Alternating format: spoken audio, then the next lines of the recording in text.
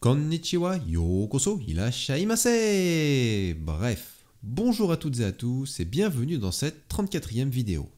Dans une des premières vidéos de la chaîne, je vous avais parlé des 100 châteaux fameux du Japon pour lesquels il faut rassembler des tampons pour compléter sa collection des 100. Pour ma part, j'en ai déjà visité 76 sur une grosse dizaine d'années et je tente actuellement de compléter les derniers manquants. Et c'est pourquoi, en octobre-novembre dernier, je suis parti à la chasse de certains de ces châteaux du top 100 difficiles d'accès. Et aujourd'hui, je vais donc vous parler des châteaux de Hizen Nagoya et de Hirado, qui se trouvent tous les deux excentrés au nord-ouest de l'île de Kyushu. Pour tout vous avouer, j'ai tenté de vlogger, mais le résultat est trop mauvais pour être présenté, je vais donc me contenter du format habituel avec des images. L'idée est aussi de vous présenter des endroits qu'il y a peu de chances que vous visitiez un jour. Commençons donc par le château de Hizen Nagoya qui se trouve dans la préfecture de Saga et a été construit entre 1591 et 1592. Et c'est Toyotomi Hideyoshi qui a ordonné la construction pour préparer ses futures campagnes d'invasion de la Corée en 1592 et 1598. On commence la visite par la porte Ooteguchi avec un Ishigaki sur la gauche et un socle en pierre pour une tourette Yagura sur la droite. Ensuite, le chemin nous mène vers une autre zone du château. Au bout du chemin, on arrive à une autre porte, elle aussi avec un emplacement pour une tourette sur la droite. On entre ici dans le Higashi Demaru d'où devaient sortir les différents corps armés du château. Depuis cette zone, on a une belle vue sur les alentours et la mer qui est juste à côté. On se dirige ensuite dans la troisième enceinte, le Sannomaru. D'ailleurs, le mur en pierre au fond qu'on voit sur l'image est celui de l'enceinte principale, le Honmaru. Au passage, pas mal d'Ishigaki ont été restaurés dans ce château, dont celui du Honmaru justement. Une fois dans l'enceinte principale, on a accès à une gigantesque plateforme avec une stèle en son centre et le socle du Tenchu au fond sur la gauche. Le Tenchu était soi-disant fait de 7 étages, dont un en sous-sol pour 5 toitures, donc une construction vraiment impressionnante à l'époque.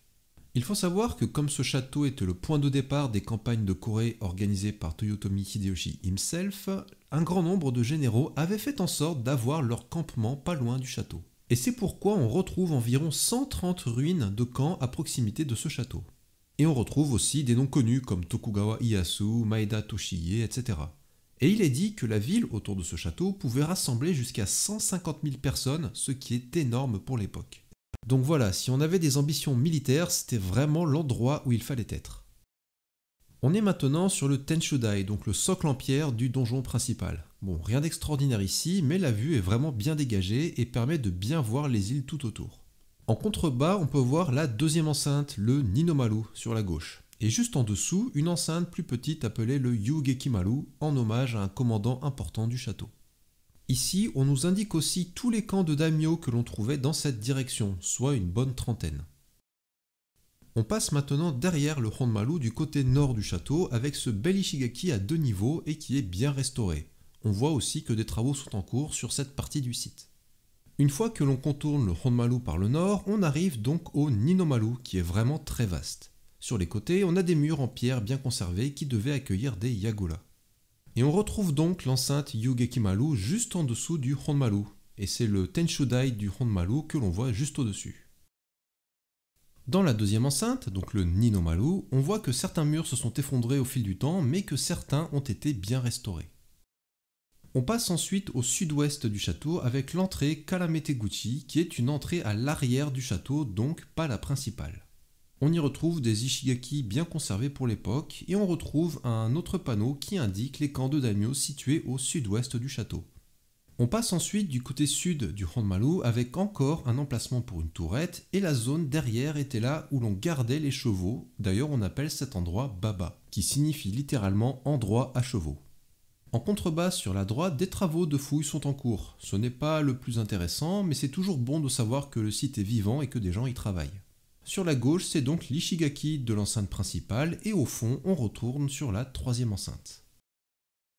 La visite du château se fait tranquillement en 40 minutes environ. Le site est difficile d'accès, mais c'est un endroit très important pour les fans de Toyotomi Hideyoshi. Et chose assez particulière à propos de ce château, il n'a eu que 7 années d'existence entre 1591, qui est le début des campagnes de Corée, et 1598, date à laquelle il sera abandonné suite à la mort de Toyotomi Hideyoshi. Et ce château est aussi très important pour se souvenir qu'à cette époque, le Japon a envahi la Corée à 2 reprises et a certainement fait des choses pas très jolies sur place. Passons maintenant au château de Hirado dans la préfecture de Nagasaki. Hirado est une ville portuaire qui était un point important pour le commerce avec les pays étrangers comme les Hollandais et les Portugais notamment. On retrouve d'ailleurs pas mal de bâtiments qui leur étaient destinés ainsi que des musées qui racontent leur histoire. À l'entrée du château, on retrouve une ruine de porte en forme Masugata dont j'avais parlé dans ma vidéo dédiée aux portes. On voit bien la première entrée qui était faite d'une Kouraimon, puis le virage en angle droit pour se retrouver face à la Yagulamon, la porte principale du dispositif. Donc les assaillants étaient littéralement dans un trou à rats et se faisaient canarder de tous les côtés une fois dedans. En s'enfonçant un peu plus à l'intérieur du château, on se retrouve face à un temple à partir duquel on voit le Tenchu en arrière-plan. Il faut savoir que la plupart des bâtiments qui composent le château ne sont pas d'origine. Les seules constructions d'origine sont le bas de la porte Kita-Koguchi et l'armature globale de la Tanuki Yagura. La porte qui permet d'entrer dans le Honmaru a été restaurée en bois, ce qui est très appréciable. Mais les autres bâtiments sur le site ont été refaits en béton par contre. Dans la Yagura de la porte qui permet de rentrer dans l'enceinte principale, on retrouve une petite exposition avec une photo de chacun des 100 châteaux fameux du Japon. Toujours pratique pour réviser. L'intérieur du Tenchu, donc du donjon principal, est un musée classique qui raconte l'histoire du château et de la ville. L'histoire du château commence en 1541, puis voit l'arrivée des Portugais en 1551 et aussi du christianisme par la même occasion. Mais cette religion sera interdite par Toyotomi Hideyoshi en 1587. Le château sera confié au clan Matsuura en 1592. Le premier Tenchu est construit en 1599, mais on n'a que très peu d'informations à son sujet. Ensuite, la bataille de Sekigahara arrive en 1600, puis le début du shogunat Tokugawa en 1603. Les Hollandais arriveront eux en 1609 et les Anglais en 1613. Mais le clan Matsuura, propriétaire du château, se trouvait dans le camp des futurs perdants de cette bataille de Sekigahara, donc pour montrer qu'ils devenaient loyaux à Tokugawa Ieyasu, et histoire d'éviter les ennuis, le clan décida de brûler le château en 1613. Les échanges avec l'extérieur du pays continuent pendant quelques temps, mais la fermeture aux étrangers sera décrétée en 1623 pour les Anglais et en 1639 pour les Portugais, puis en 1640 pour les Hollandais. Ensuite, le château voit son Tenchu reconstruit en 1704, qui sera sa version définitive. La réouverture aux étrangers arrive en 1859 avec les Français, les Russes, les Hollandais et les Anglais notamment. Le château sera ensuite démantelé en 1871 pendant le Haijōrei, encore une fois, ne laissant que la porte Kita-Koguchi et la Tanuki Yagura d'origine. Les autres Yagura et le Tenchu seront reconstruits entre 1962 et 1964, le tout en béton. Et donc sans surprise, le Tenchu ne respecte pas la forme d'origine, qui n'était d'ailleurs pas clairement connue. Au sommet du Tenchu, donc au 4e étage, on a le droit à une belle vue à 360 degrés aux alentours avec notamment le port et la mer. On aperçoit aussi le comptoir de commerce des Hollandais de l'autre côté du port. Dans ce château de Hirado, on peut passer une nuit dans une des Yagura qui est la Kaiju Yagura. Bon, le prix est exorbitant, mais c'est sympa de savoir que ça existe. D'ailleurs, c'est assez rigolo de voir que le chemin entre le Tenchu et cette Yagura est caché par des panneaux pour éviter d'être vu par les autres visiteurs et donc y aller en toute discrétion. Et juste face à cette Yagura, on trouve aussi un endroit pour les combats de sumo, mais qui n'a rien à voir avec l'histoire du château a priori. Même si ce château n'est pas d'origine et très difficile d'accès, le Tenchu refait en béton est sympathique et propose une superbe vue sur le port, la mer et les alentours. Aussi, son fort lien avec les étrangers avant la fermeture du pays en font un endroit intéressant à visiter si on passe dans la région. Voilà, c'est la fin de cette vidéo qui vous présente deux châteaux du nord-ouest de l'île de Kyushu.